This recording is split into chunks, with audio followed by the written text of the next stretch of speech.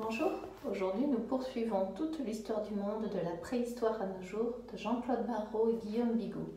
Chapitre La Renaissance, Charles Quint, François Ier. Pendant que les Espagnols faisaient la conquête du Nouveau Monde, l'ancien monde explosait sur lui-même. L'Italie fut l'épicentre de ce séisme culturel que l'on nomme la Renaissance. Nous avons souligné le rôle des intellectuels grecs, exilés de Byzance, Renaissance parce que, par eux, les contemporains redécouvrirent en direct l'Antiquité. L'Italie inventa tout, la finance moderne, la science moderne, l'art moderne et la vision moderne du monde. Bien sûr, elle jouait encore un rôle politique et militaire. Une grande partie du vocabulaire militaire est italien. Venise, en particulier, tint tête en 1509 à l'Europe entière coalisée contre elle, Ligue de Cambrai, et sut anéantir, alliée à l'Espagne, la flotte turque d'Ali Pacha à Lépante en 1571. 200 galères turques furent coulées au prix de la mort de centaines de patriciens vénitiens. Mais le rôle décisif des cités italiennes a été culturel.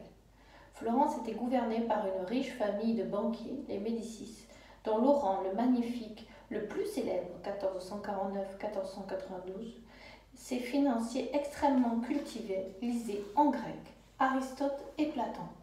Mais ils se seraient sentis déshonorés s'ils n'avaient fait construire place, théâtre et fontaine pour le peuple. Ils pratiquaient le précepte, noblesse oblige.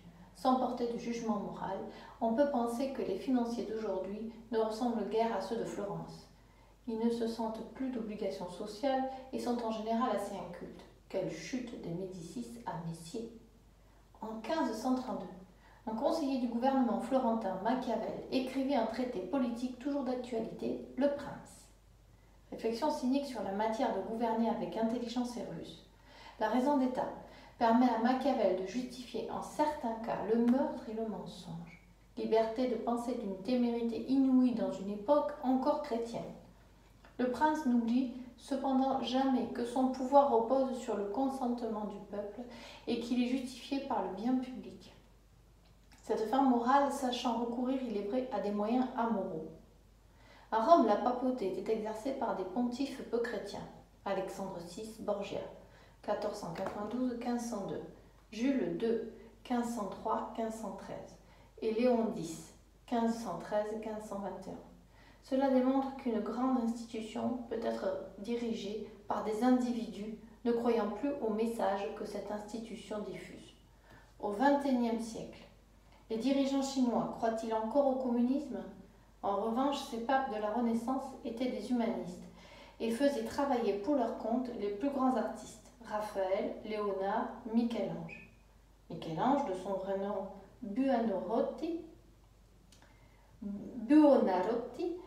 1475-1564. Protégé d'abord par les Médicis, le David de la place de la Seigneurie. Vécut ensuite à Rome la Pietà. Le pape Jules II lui confia l'exécution des fresques de la chapelle Sixtine, puis de son plafond, le jugement dernier.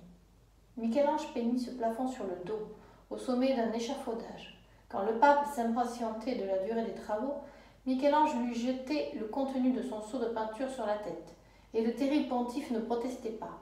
En ces temps de mécénat, l'artiste avait tous les droits. Sculpteur, peintre, lettré, il aimait lire Platon. Michel-Ange fut un adorable architecte qui conçut la place du Capitole à Rome à l'extraordinaire dôme de la basilique Saint-Pierre, plus grand que celui édifié par Brunelleschi à Florence. Quand il mourut, à 89 ans, à la suite d'une chute de cheval, et oui, sa gloire était déjà consacrée par un livre de Vasari et une biographie de Condé. Michel-Ange est l'archétype des génies de la Renaissance, flamboyante époque qui vit se côtoyer Michel-Ange, Machiavel et Léonard de Vinci, comme au temps de Périclès se rencontraient au théâtre Sophocle, Aristophane et Thucydide. Léonard de Vinci, s'il vécut moins longtemps, fut un génie encore plus universel. À la sculpture, à la peinture et à l'architecture, il ajoutait en effet la mécanique et fut un ingénieur incomparable. Comme témoin de la variété de ses talents, nous pouvons lire un curriculum vitae qu'il adressa au prince Ludovic le Mort, duc de Milan, à l'âge d'environ 30 ans. « J'ai le moyen, écrit Léonard, de construire des ponts très légers, solides et robustes, et d'un transport facile pour poursuivre et mettre en déroute l'ennemi, et d'autres plus solides qui résistent au feu et à l'assaut, aisés et faciles à enlever et à poser, et des moyens de détruire et brûler les ponts de l'ennemi.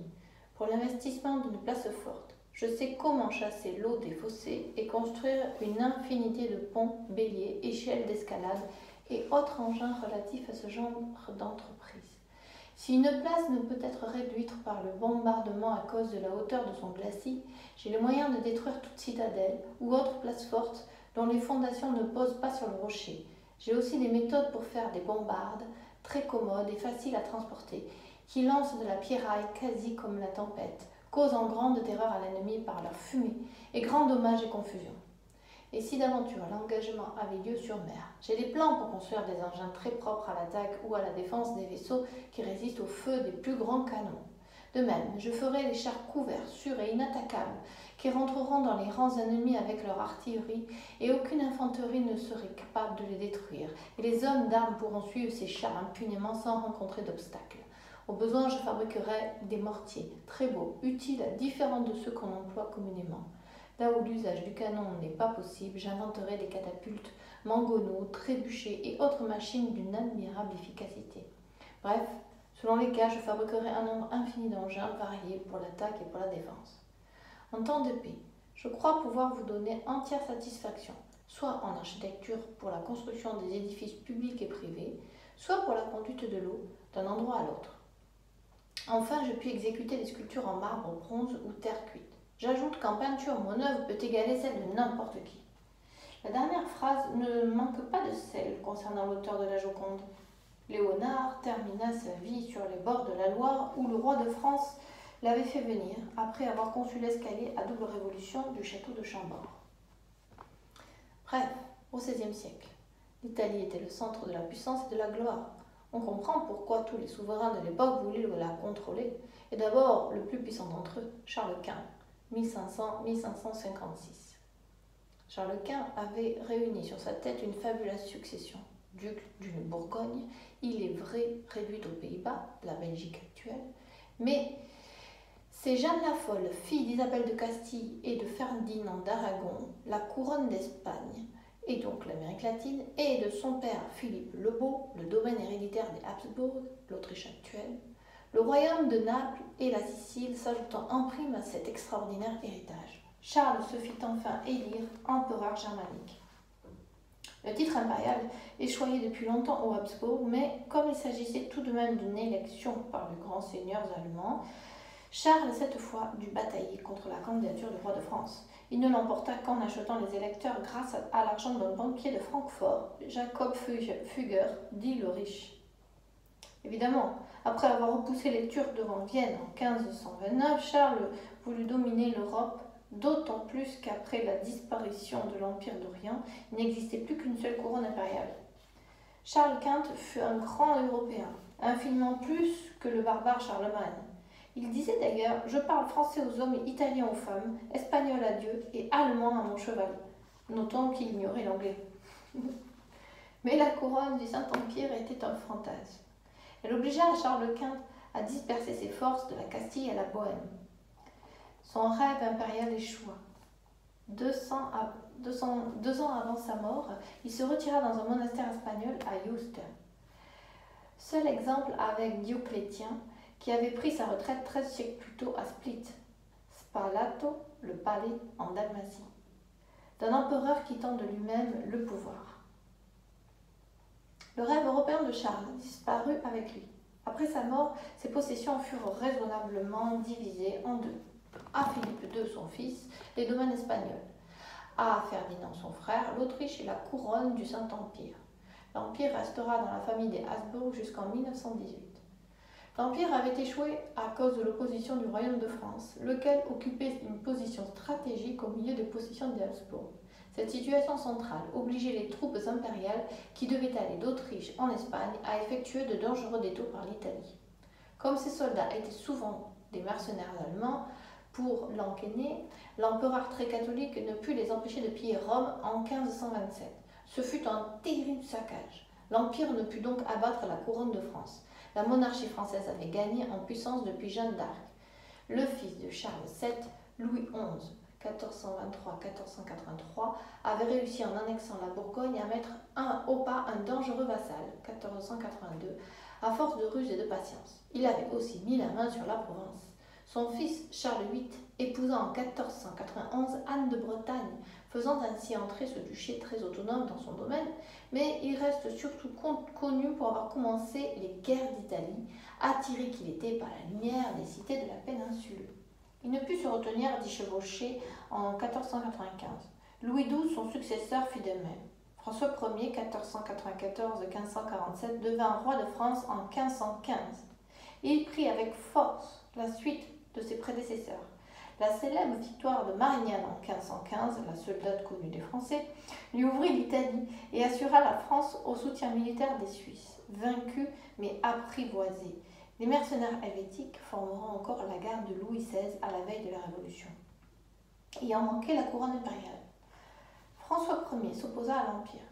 Il fut battu par Charles Quint en 1525 à Pavie, mais la France finalement réussit à faire échouer le rêve hégémonique des Habsbourg.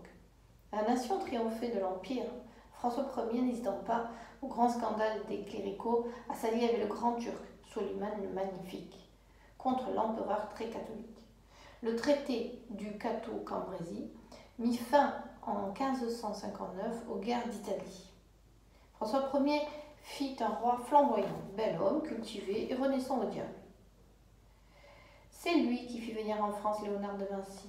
L'Italie était à la mode depuis Charles VIII. Les châteaux de la Loire sortirent de terre Amboise en 1498, Chenonceau en 1520, Chambord avec l'escalier de Léonard en 1526.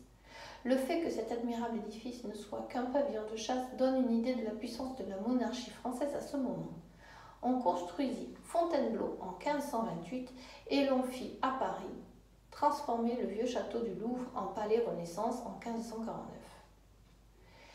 La France s'enflamma de la lumière italienne. Surgirent alors de très grands écrivains dont le plus fameux, Rabelais, 1494-1553, docteur en médecine, moine, père de 2 enfants et curé de Meudon, créa les fabuleux personnages de Gargantua en 1523 et de Pantagruel en 1531, débordant de sagesse, d'optimisme et de paillardise, qui grattent l'os pour trouver la substance scientifique moelle.